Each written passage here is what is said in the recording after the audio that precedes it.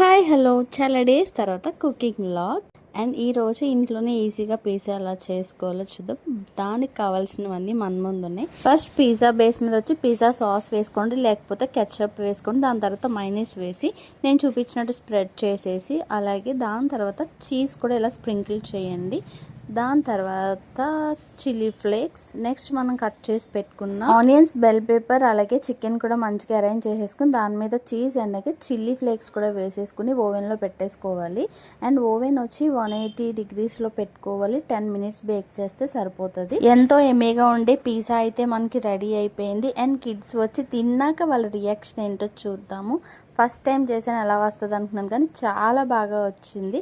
And నాకైతే cut చేయడం రాలేదు, ఫస్ట్ టైం కదా, నెక్స్ట్ టైం బాగా ట్రై చేద్దాము. అండ్ ఇక్కడ మా అమ్మాయి రియాక్షన్ చూసి నచ్చితే లైక్ చేసేయండి.